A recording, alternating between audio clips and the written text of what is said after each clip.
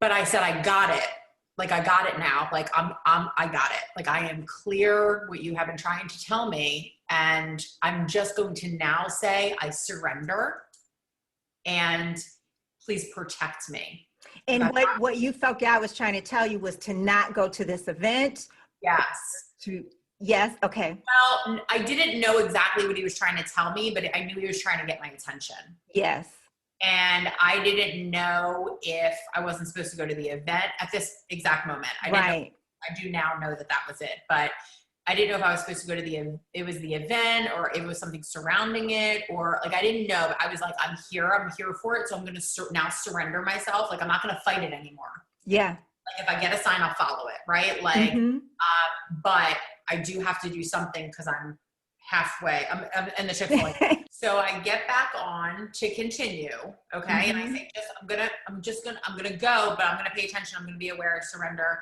I'm going to continue, but please just protect me from whatever it is that you're trying to tell me. Please protect me from it. So I get back on the highway, and within minutes. Hola, everyone. Let's start healing. I'm Adrianne Murchison, and welcome to episode 60 of the Let's Start Healing podcast.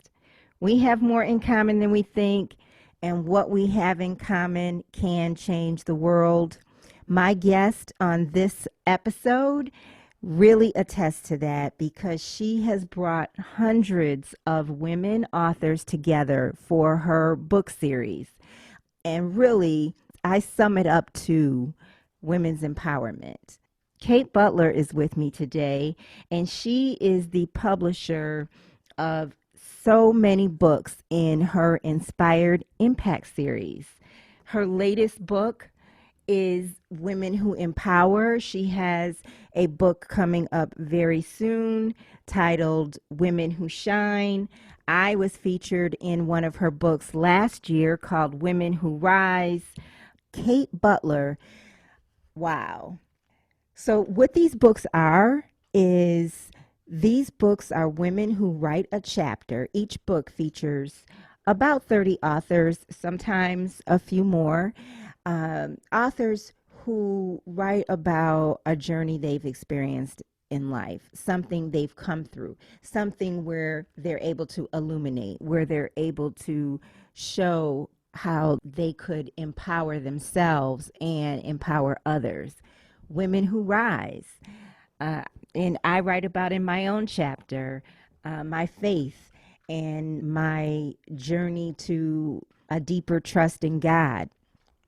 So Kate is here today to talk about what motivated her and inspired her to start this book series. And she is going to share some interesting experiences of her own, as you could tell in the little snippet that I shared with you in the beginning. So before we get started, I want to let you know that you can listen to all of our podcast episodes on traditional podcast platforms, which is Apple Podcasts, Spotify, iHeartRadio, and our podcast YouTube channel. I have several authors who have been featured in Kate Butler's books, who I am going to be featuring on this podcast. You recently heard from one of her authors, Tara Page Truax, in our episode 58. Tara's a health and wellness coach, and she talked about accepting and embracing abundance. So there's just so much that comes through Kate Butler and her books. And let me share a little of Kate Butler's resume with you. Kate Butler is a #1 international best-selling and award-winning author and speaker. As a certified professional success coach, she offers clients dynamic programs to help them reach their potential and live out their dreams. She does this through mindset and success and her book publishing programs. She is also the creator, as I told you, of the Inspired Impact book series, which has published such titles as Women Who Ignite, Women Who Inspire, Women Who Influence, Women Who Impact, Women Who Illuminate, Women Who Rise, which is the book I was featured in, and Women Who Empower. Coming up is Women Who Shine. She received her degree in mass communications and interpersonal communication studies from Towson University in Maryland. After 10 years in the corporate world, Kate decided it was time to fulfill her true passion. She studied at Wharton School of Business at the University of Pennsylvania and received her certificate in entrepreneur acceleration. And she's also been featured on local news shows in Philadelphia. She's been featured in the Huffington Post. She's been featured on various platforms, including this one. So you can learn more about Kate through katebutlerbooks.com, and you can also find her under that same moniker on Facebook and Instagram. In her Inspired Impact series is not all that she publishes. She actually publishes children's books, and she'll talk briefly about that. So let's meet her, let's get started, and let's start healing. So welcome, Kate. Thank you. Thank you so much for having me. I'm so excited to be here. So first of all, let me show you something. I have 3 of your books right here.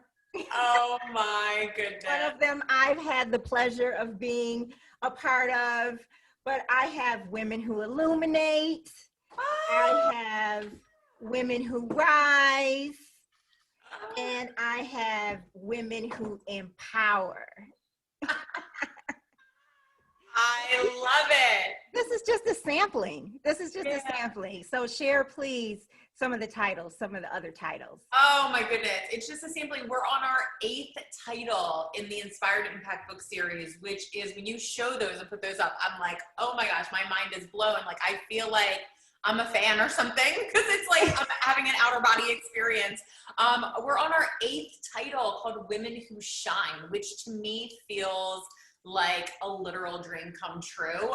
We started with Women Who Ignite, and this was all about women who were sharing stories because they wanted to share with other women, like, this was the moment that my life ignited and things changed forever.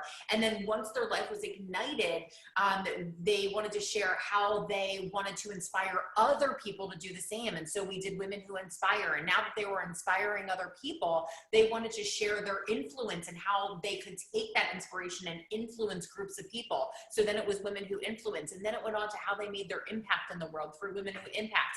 And then we did Women Who Illuminate. It led us to Rise and Empower and now Shine. I mean, it is just the most remarkable collection of humans. That's what I want to say. Like, this is something that I have the privilege of holding the space for. Yes. But it is truly the authors that come to the table that make it the most remarkable collections of stories and humans and healing and empowerment that I have just ever touched. And do you know about how many women, how many authors you have total worked with?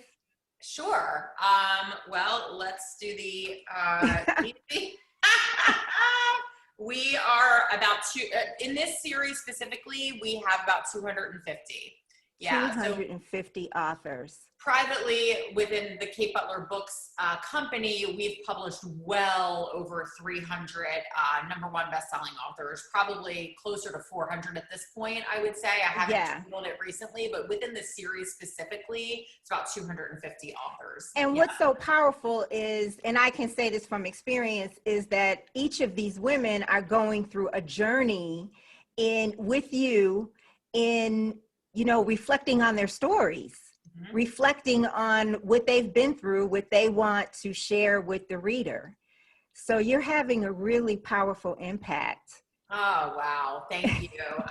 It's really beautiful to see the author circle come together for each book. So we take 30 authors per book, but then keep in mind, we'll have, an introduction, or we'll have a forward written sometimes. So sometimes it's even more than 30, people per book, right? Just depending on how it shakes out.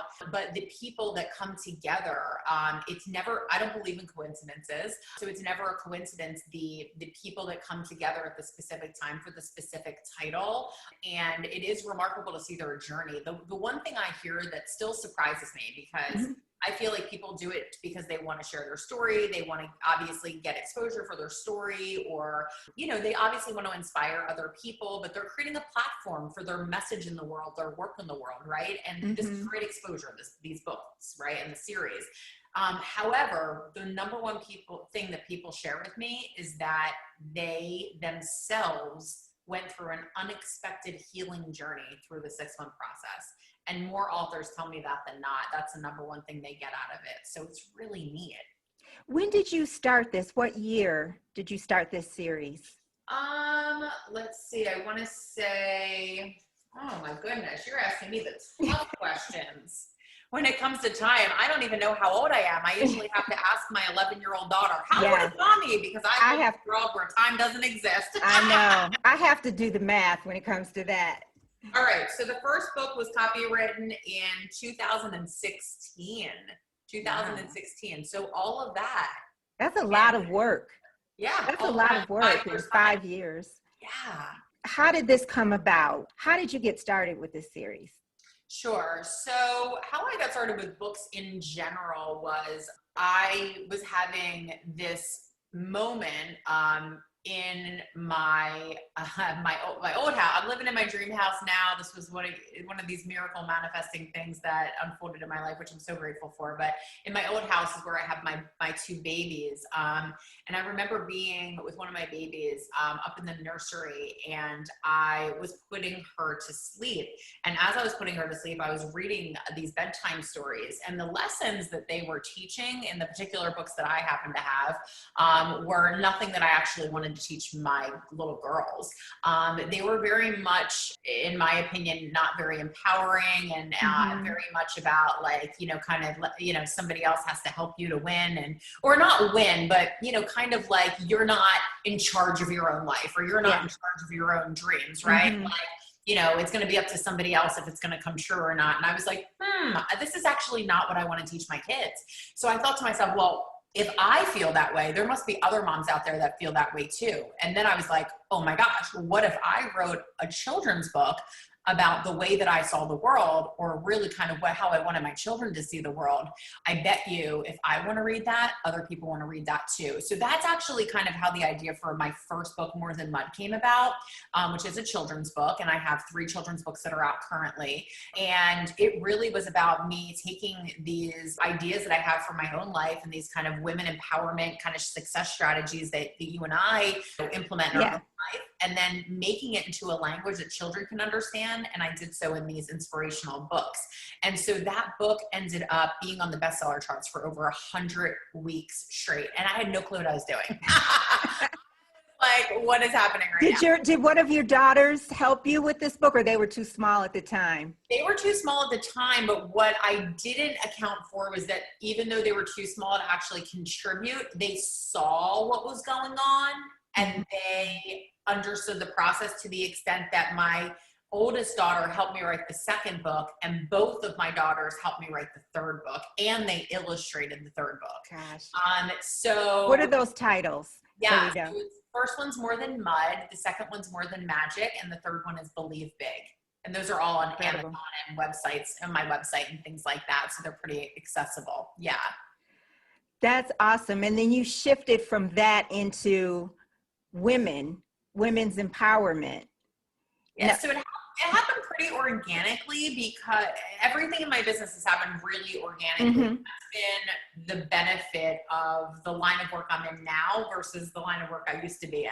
I used to be in corporate America. I worked at 25 years old, I was running a multi-million-dollar recruiting company out in California. And I eventually found my way back to the East Coast where I was raised. And then I actually started my own recruiting company. And it was amazing. I mean, it was extremely lucrative. I was very successful, very early on in life, and remained, only growing in that success over time. And again, eventually started my own company where I employed other recruiters. But there came a point in my life where I said, I don't think I'm put on this earth to do this, like to be a recruiter. And I think it was an amazing opportunity and job for me for so long, but there got a point in my life where I felt like there was something more for me. Yeah. And I remember having this moment where it was kind of like one of these wake up calls, because I'll take you back a little bit, that when I was 27, I was diagnosed with a fatal heart condition. And it was the condition, this is how they explained it to me at this young of an age, because I was like, come again? Like, what are you telling me when I'm sitting in the office? And I was experiencing like all these chest pains and like shortness of breath, like it was like when you sit down and you check off, do you have any of these symptoms? I was checking off like every single one, right? So I went to the cardiologist, and they explained it to me like this. They said, well, yes, you're young and you're healthy, but have you ever heard of those, college football kids that they're out on the field, totally healthy, 18 years old, and they just drop dead right on the field? Wow. Their heart beats too much too fast, and it just took too much, and it just gave out. And this wasn't hereditary or anything like that? No, not exactly what I had. And there was like a little bit of a history. It's all a little questionable, you know what I mean? But no, this kind of came out of nowhere. Yeah. And so they basically were like, we need to rush you into surgery. But even with the rush, there still needs to be certain things that happen, right? Because I wasn't like in the emergency room per se, having a heart attack or something like that. So there still needed to be protocol that were put in place. I had to get certain blood work and things like that. They rushed me in within a week, but they were literally like, they couldn't tell me if I was going to make it to that week. Right. So I'm living this time frame, and I remember walking back into the apartment that I shared with my best friend at the time, again, 27. And she had friends over, and they were talking about, where they were going to eat that weekend and what concerts they were going to go to that summer. And I just remember like losing it, like internally almost, right? Like, and probably crying externally, but I was really internally freaking out, because I don't even know that I make it to that. Like, I don't even know that I make it to this weekend or to the summer or whatever it was. Right. And it was the first time in my life that I went, okay, I get it. Like, I get what you're showing me. Yeah. And people say, obviously, live each day till the fullest and don't take life for granted. And I got all of that, but I got it in that moment.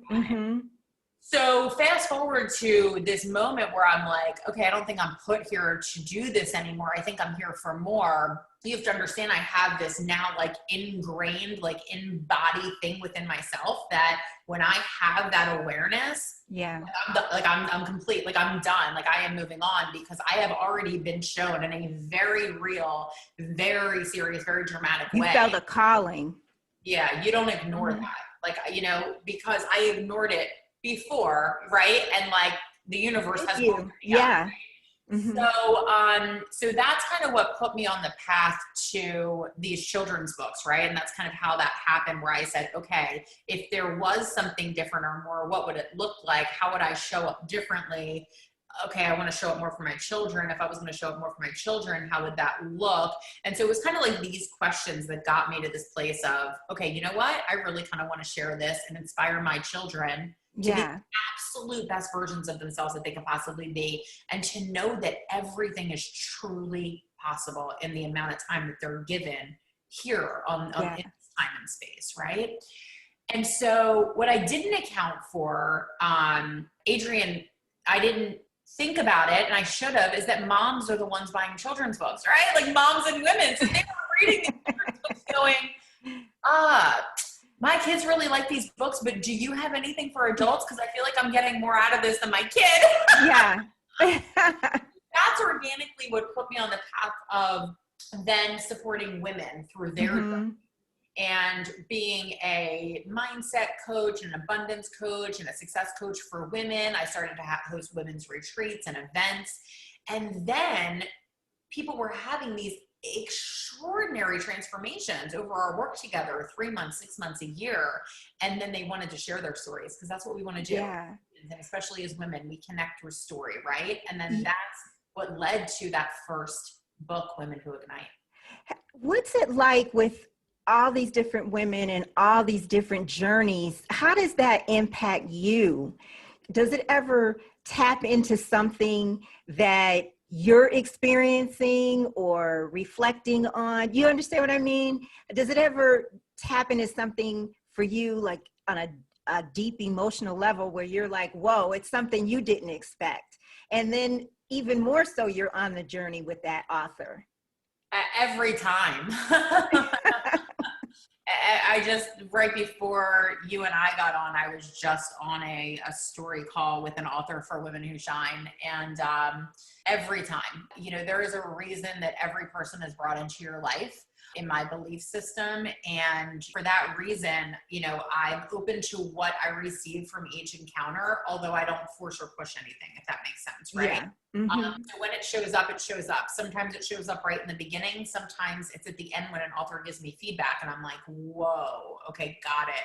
Yeah, there's always some kind of impact that it has on me or my life, or inspiration that I receive from these women who show up so bravely, so authentically to share their stories so that they can help someone else. I learn from it every day. Well, one of the main things I want to compliment you on is how you run your business. Just looking, on the outside, it just seems like you have such a system that is really organized, really just churning, although you're also connected, with the writer. So how did you handle that during the pandemic? Did you already have this system? Did you feel like, well, look, I'm already tailor-made for what this new world we're in right now? Or was it, whoa, because, you have books planned and then here comes the pandemic. So how did you manage that a year ago? Yeah, that's a great question. First of all, I appreciate the compliment of the business and the organization and structure and all of that. I will tell you that does not come innately for me. Now, business does, and me seeing the whole system of how you can take an idea from inception and bring that out to market it and produce it and monetize it. That all comes very naturally for me. But the actual processes to put in place around it is what my team is for, right? Because that is not necessarily my expertise. And so I just want to say that for someone out there that says, oh, how can you be so connected and also have this other part of your brain, right? So just to be completely authentic about that is that I am more connected than I am, let's say, organized, right? And it probably drives my team nuts, but my team is there to make it look like everything is organized, even though behind the scenes, I'm like, but wait, we have to make this, we have to do something over here. And I'm trying to go over here and I'm coming up with this over here, right? Because my imagination is always going a mile a minute. So I purposely hire people that think totally differently from me so that it does come together in the way that you see it, right? When it came to the pandemic, we were set up for that, right? Without me, obviously no one knew that was going to happen, but we were set up for it. But what it did was it gave us an opportunity to dig even deeper into virtual opportunities, created a lot of space. And we were able to dig into different programs and really feel into what do people need now. We created, a different Pathway to Miracles journey. We created a whole meditation course because we felt like people really could use, a different outlet or a 5 or 10 minute inspirational hit every day to get aligned or back on track, right? So yes, the books were still on track, but in addition to that, we tried to provide other elements. An additional need. Yeah. There was an additional need. Yeah. Speak about the meditation part. You mentioned 5 or 10 minutes. Speak about that for a second, because I think a lot of us don't realize how much that time out is needed. And I know for me, I have a job, and deadlines, and I'll say, okay, I'm going to get up at this time. I'm going to stand up. I'm going to go. I'm going to meditate, because I'll get the meditation and prayer on in the morning, but then I'm out of that spirit and into that ego 2 hours later. So share a little bit about that and just some tools. Oh, I love so much of what you said there. Actually, I'm gonna try to hit on a couple of points here. But first of all, what you just said is so interesting and also pivotal for anyone looking to really deeply connect or become more aligned with their soul's purpose, or just really within that, like what I call that miracle energy, right? So what you said was that when you wake up and you're in the zone and you go into prayer meditation, and then 2 hours later, you're shifting into a different vibration, which you call ego mode, right? And so, what I find when everybody is in that place in their life, if for one reason or another, I feel like we ebb and flow through it. If you're always in that hustle mode, I would encourage you to maybe take a look at that, right? But being in it, here and there, all of us get into that every once in a while, depending on, busy times in our life. And when I'm in that time of my life, what I find is very, very helpful is to find shorter meditations and do them more often, right? Like, it's like they'll tell you at the gym, like the weight is not as important as the reps, right? Like go lighter exactly. more on the reps, right? And it is a muscle we're developing spiritually. Yeah.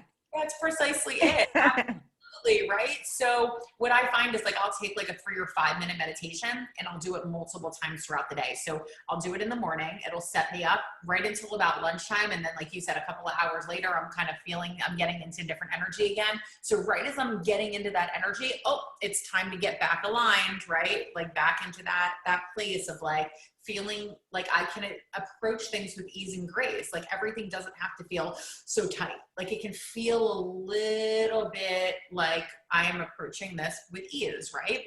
It doesn't mean I can't still hustle. See, that's a very common perception, right? You know what else I love about what you're saying is that there's no judgment. I'm really big on, I'll judge myself because I'm there. I haven't been present for 2 hours. I'm in my ego right now. And you just said ease and grace. Like it's an opportunity. That's what I heard you saying. This is an opportunity to move into ease and grace. No judgment. That's exactly right. Absolutely. Absolutely. Right. Because, because the judgment doesn't get us anywhere, right? That's not serving us in any way, right? So the opportunity comes in, how can this serve us? How can this moment of awareness now serve us for something greater? And if we can just find those little pieces within our day, to even 3 minutes, honestly, 3 minutes, 5 minutes, to shift it back, the result is just, number one, more energy, more focus, happier, more joyful, lighter, right? So there's all these benefits to it. And then that obviously not only translates within our own feeling and being, but into our work and into our conversations, into our family dynamics and our relationships outside of the home. So, and obviously if that gets built up over time, right? So try it for 7 days. And if you love it, which you will, renew for another 7 days. And now all of a sudden it's a habit. And, that's kind of how things can really build up with just a few minutes a day. What great tools. I saw an interview that you did in Philly, and you said something that I really loved. You said, whatever seeds we plant, that's what's going to grow. Oh, Good Day Philadelphia. Yeah. Yeah. Okay. So yeah, I love that. Well, there's so much to what we plant, right? Because there's things that are planted that we're not aware of. Mm-hmm. And that's why I love having conversations like this, Adrianne. And I love the platform that you provide for thank you. people, right? To have this awareness and have this conversation. Like for anyone listening right now, like we are having the conversation, like the listener, you and me, we're all right. having that conversation, right? So as I listen in to other people who have had the pleasure of being on your platform, like I'm now in that conversation. So I feel like it's conversations like this and moments like this that allow us to start to uncover different things that have been planted. And you're like, oh, okay, hold on. I gotta like dig that one up because that's no longer serving me, right? And then when we do have that awareness and dig things up, it's important to know, what are we planting in place of that? Right? Because now we can plant something healthier, because truly whatever is planted is going to in fact grow. So I just say, be careful of the real estate, right? Like our brain is that $1 million, $1 billion real estate, whatever you want to call it. And on that real estate, what is it that you are growing, like on that property or right. building, if you will. Right. that $1 billion real estate property, what are you building on that property? So we're not going to have a field of weeds on that $1 billion property. We're going to build something that is beautiful. Yeah. Right. So yeah, absolutely. I really, and this is my thing I'm about to bring up, that I feel like we're in a time where we're called to really look at who are we? How are we showing up, and in spirit and as a human? I think that speaks to it, what you were just sharing. I love to ask my guests these healing questions. Well, tell me first about, how would you describe your relationship with your higher power? Is your higher power God? Is that the name you have for your higher power? Or just tell me about yourself spiritually, if you can. yeah, of course. So, this is funny. I'm actually in the process of writing a little bit about this, because I feel like along the way, maybe it got a little, I don't want to say the word twisted. That might sound a little strong, but anyway, I don't, first of all, have any judgment over anyone's belief system, right? So, when I teach, I say, I'll use the word God, right? But if your word is higher power or source energy or infinite intelligence, like, it's all perfect, right? So whatever way you connect is just perfect. My belief system is that God is the infinite source, and God created the universe. So the universe is not God. God created the universe, and all of the universal laws within the universe were all created by God, which is why they're absolute, right? So the law of attraction, the same as the law of gravity and everything else, right? They're absolute because they were created by the absolute. Now, with that being said, God for me is an infinite power, and it's a power that is within all of us, that we're all a part of, and that we all also possess, right?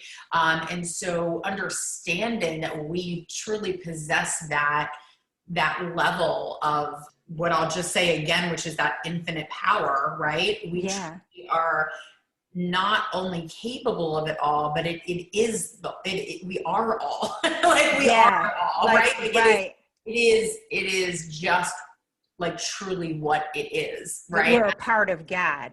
Yes. Mm-hmm. Yes, truly. So we're all that deeply connected and interwoven, and all really truly part of that fabric. So that's my belief system, I guess, like from a super high level. Sure. So is there a time when you most feel the presence of God? Oh, sure. I mean, many times though. I mean, I really try to be pretty connected. It's really important to me. It's part of my daily practice. But I feel most connected to God in what I'll call like mini miracle moments, like moments with my children, like those joy moments of like truly connecting at a soul level. Yeah. I'll never forget one time my oldest daughter, she said to me one time, remember, she's so little, like, when they're so little, they're so deeply connected. They're not conditioned yet.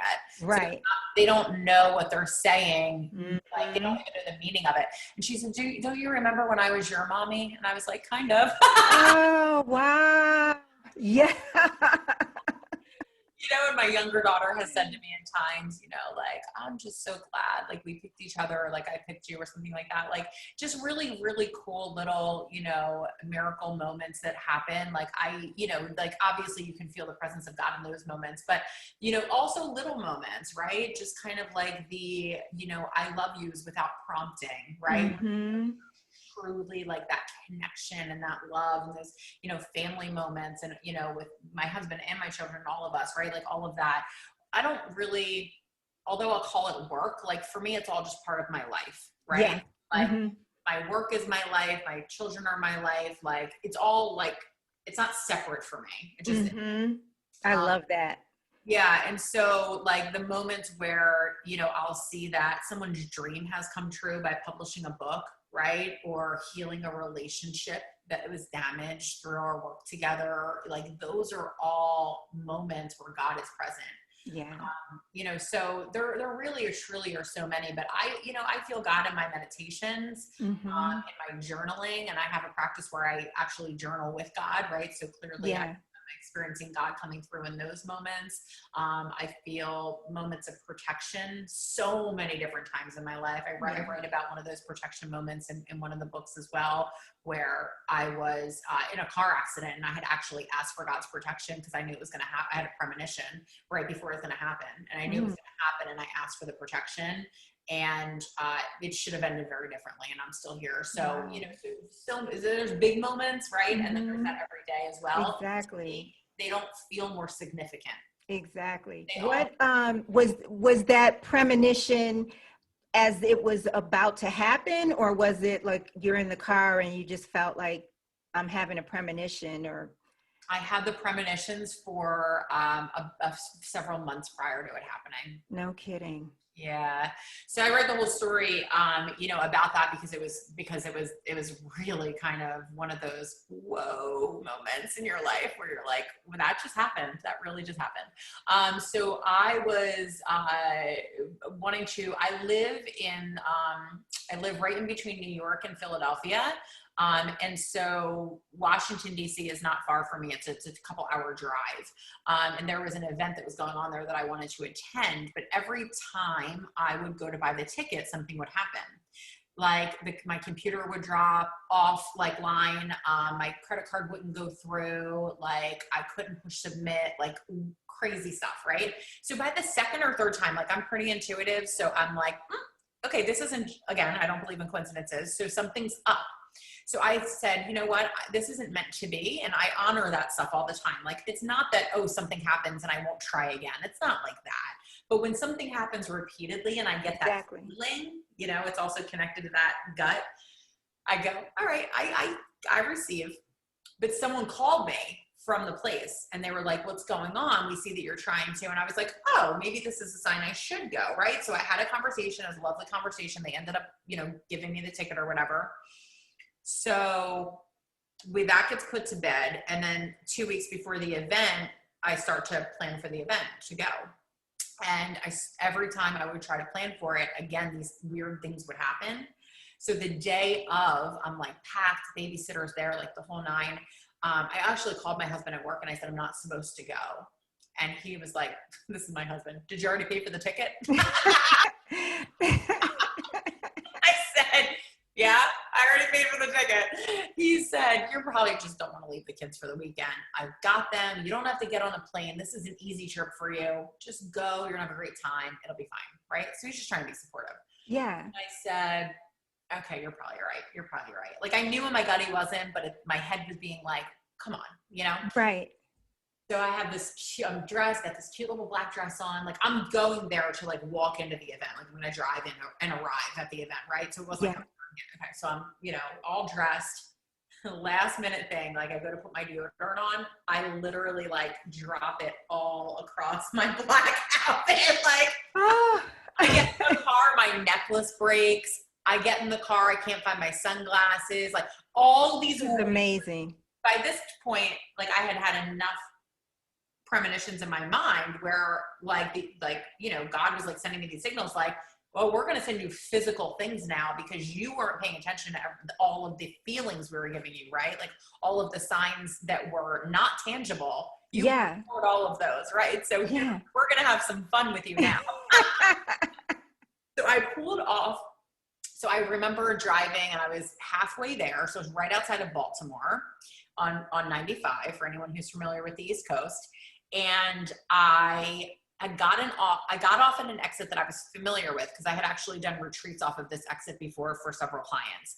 And I pulled into a Chick-fil-A to get an iced tea. And I knew that this was on a new area, okay, because I had been there before. And I also remember I put on Brene Brown's latest book. I was so excited. I love audiobooks on trips, right? So I was so excited to listen to it. I remember when I got off at the exit, I had been listening to it for an hour and 20 minutes at that point, and I could not tell you one word that she had said. I was that out of my body. Yeah. With this experience that I was like, it was outrageous. Okay. Right. It was almost like, I'm going to get real deep now, but I talk about like an exit point when I tell this story. And I don't know if you've ever heard that before, but it's like a point in your life where you could exit this time. Mm-hmm. And I felt like that. Like I felt like I was separating. Right? Yes. Like I didn't feel in my body anymore. I didn't feel connected in any way. I don't know if you've ever, like, it's so hard to explain because I understand. Yeah. Okay. Yeah. So this is how I felt. So I gotta jar myself back because I felt so far, like so disconnected. So I just get off the exit to gather myself and I pull into the drive-thru to get my iced tea. And I see all these signs: do not enter, caution, stop, do not proceed. I'm telling you, there were 11 or 12 signs. Yes. I was like, I didn't think at that point, like, if it wasn't that heavy, I probably would have taken some pictures and been like, nobody's going to believe it. I was so freaked out. I slammed my car in park. I sat down and I just prayed. And I said, please protect me. Please call in my guardian angels. I'm going to ask for an angel to be to every corner of my car. So I do that when I travel on planes too. I ask for angels to come in on all corners. And so I knew this practice before, but I never used it like in my car. Anyway, so I called them all in and I said, well, I'm here now. I either got to drive home or I got to drive there because I'm halfway. Like I got to do something. But I said, I got it. Like, I got it now. Like, I got it. Like, I am clear what you have been trying to tell me. And I'm just going to now say, I surrender and please protect me. And what you felt God was trying to tell you was to not go to this event? Yes. Yes. Okay. Well, I didn't know exactly what he was trying to tell me, but I knew he was trying to get my attention. Yes. And I didn't know if I wasn't supposed to go to the event at this exact moment. I do now know that that was it, but I didn't know if I was supposed to go to the event or it was something surrounding it, or like, I didn't know. I was like, I'm here for it. So I'm going to now surrender myself. Like, I'm not going to fight it anymore. Yeah. Like, if I get a sign, I'll follow it. Right. Like, but I do have to do something because I'm halfway. I'm in the Chick-fil-A. Right? Like, what isn't that fascinating though? You're halfway, you're in between 2 points and you have to do something, you say to yourself. Yeah. So I get back on to continue. Okay. And I say, I'm going to go, but I'm going to pay attention. I'm going to be aware of surrender. I'm going to continue, but please just protect me from whatever it is that you're trying to tell me. Please protect me from it. So I get back on the highway and within minutes, I am rear-ended going full speed, 80 miles per hour on I-95, okay? I am pushed over into the shoulder because I was in the left lane. Yeah. And at that point in 95, southbound is higher than northbound. So there was a big, huge hill that I could have rolled down, and then that would have been that. So I am literally riding the guardrail because you have to understand, like, I was hit. I was going full speed. The guy in back of me plows me at full speed. So now we're both going full speed and we're riding the guardrail. And I'm just praying to God, please do not flip me. Please don't flip me. Because if I flip, I mean, it just wasn't. Yeah. You don't even need to put that out there. But I remember saying, I'm not ready. I remember looking at the empty car seats in my back seat going, I will not leave them. And this isn't my time. You know, I'm here to do more. And I knew I was like, I just knew that I was going to fight for that moment. And although it could have easily have been an exit point for me, as far as I was concerned, as far as any say that I had in it or any power that I had over that moment, I was holding on to it for dear life. And then the car just came to a stop. All the airbags went off. The car was completely totaled. Everything was shattered. And I walked out of the car. Like, I walked out of the car. And everyone was like, no, don't get up. Don't stop. I was like, no. I'm fine. I'm here. I'm completely fine. And I called my husband first and foremost, obviously, before that even happened. And I was like, I didn't make it there. And I wasn't supposed to go. I said, God protected me from what was going to happen to me if I arrived, because I truly believed that what was waiting for me. And then later after that accident, I got premonitions of things which I won't speak about that, but I got ideas or visions, if you will, of an event that what I believe was what would have happened to me had I gone. So when I prayed and asked, for the protection. The accident was the way of stopping me because nothing else had stopped me. Right. When I got back on at that halfway point, I still went in that direction because I didn't know. Right. Right. So I still went in the direction of what was awaiting me. Right. That was not good. Mm-hmm. God literally stopped me. Mm-hmm. So the guy got 12 citations at the scene of the accident. And they were like, you have to press charges. You have to sue. I said, I will. Are you crazy? This guy's my angel. And the police are like, what lady? What did the guy think? I said, no. I said, I thank him. I absolutely, I'm grateful to be here. They're like, you'll change your mind in a week. Here's our, I said, I'm good. I'm good. And that was that for me. And that was, and so, yeah. And so obviously, you know, everything that transpired after that was just kind of logistical, but you know, as far as the accident or whatever else, but spiritually what happened from that moment was, you know, just a beautiful, so many things, right? It's an affirmation of understanding how connected I am. It was a awareness, a deep awareness to the gifts that I have that I never really, like I always knew I had those types of gifts. I've had premonitions from when I was a child and always been extremely intuitive and always knew that when I got that feeling, like I had it, but it was just everything put into this one event. It was magnified. Like everything was magnified at that point. And my work took a really different turn after that. I think maybe because I felt like I could show up more. Right. More available to my clients. Like my gifts could be more available to my work. Right.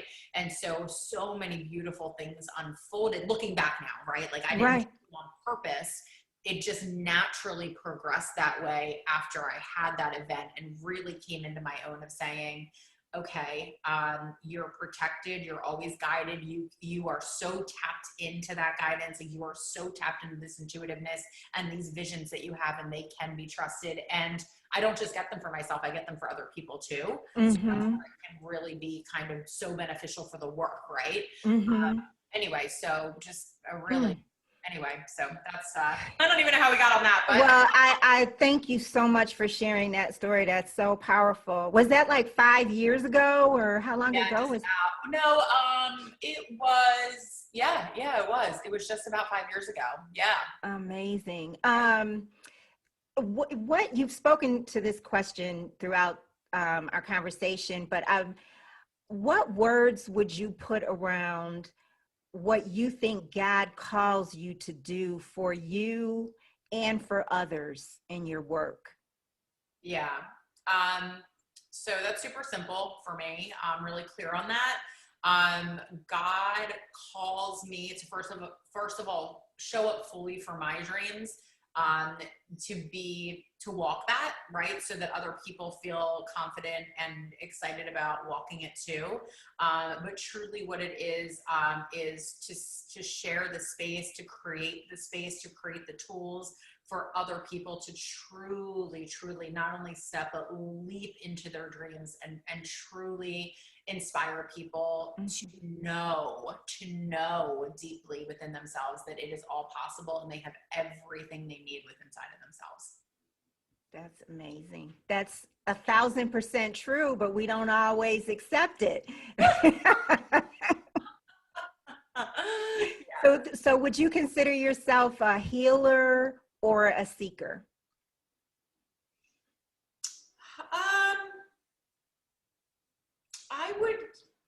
I would actually consider myself a listener and a doer. Like my process is more of like receive and then act upon. You know, I don't sit with it. Yeah. You know, when I'm called to do something, when I get that hit of inspiration, if you will, like that divine download, I'm on it. So I listen for it and then I do it. You know what? And we're drawing to a close, but what's really coming to me is that you are free of layers that many of us have. I often bring up how a friend, she has a women's spiritual group, and sometimes we would have like these retreats at her home in the mountains. And when I went up there for the first time, I was so struck by the quiet. You know, I was just like, at first I didn't realize what was up. I was like, what is it? What is it about this place? You know? And then I realized that it was so quiet, and it was so beautiful. There were no layers. You know, I felt like we could really just be, and it brought home for me, you know, how we have that inside, but then, you know I'll speak for myself. I'll put this little layer on top of a layer and cover up that quiet peace inside.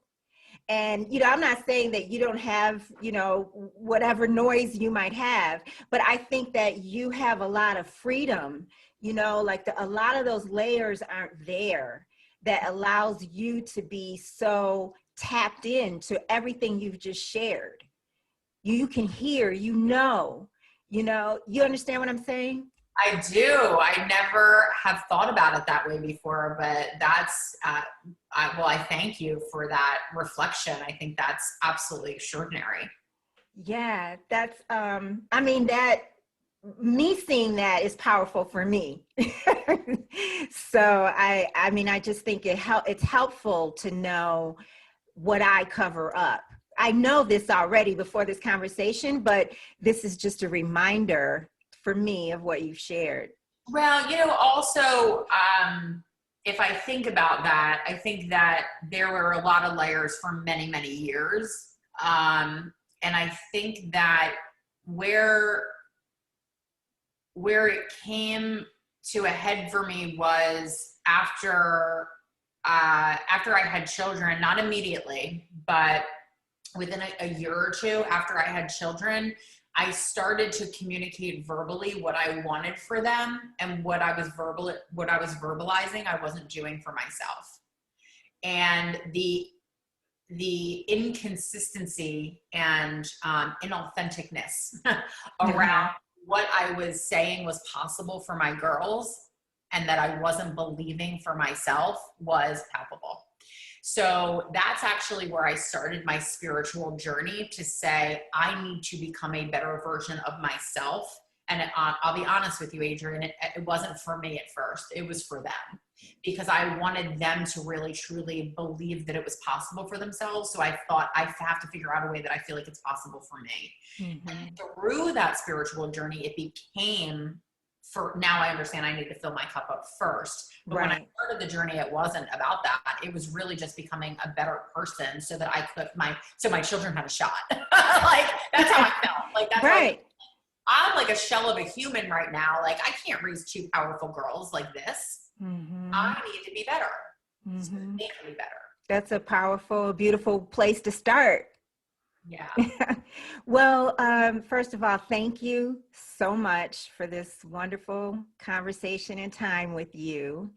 And will you share with our listeners how they can reach you, and where they can go see all about your books, and if they want to email you, just share a little bit. Absolutely. Wonderful. So thank you, first of all, for this opportunity. It's been so great to spend time with you and connect. I've thoroughly enjoyed our time together. Me too. Thank you. I got so much out of it. The connection, namely, so I appreciate you so much. Everything really that we do is at katebutlerbooks.com. So definitely check us out there for the miracles work that we do, and the meditations and the books. You know, we're here for all of it, and to support the dreams for everyone in whatever way we can. I play mostly on Facebook and Instagram at Kate Butler Books. And my email is so simple, at kate@katebutlerbooks.com, and I'm always available to be contacted in any of those ways. So it'd be a pleasure to connect with anybody who feels a pull to anything that we talked about today. Oh, okay. Thank you so much. This was wonderful. Yes, it's been amazing. Thank you for having me. Thank you for joining us. And remember, you can listen to all of our podcasts on traditional podcast platforms. Until next time, let's start healing.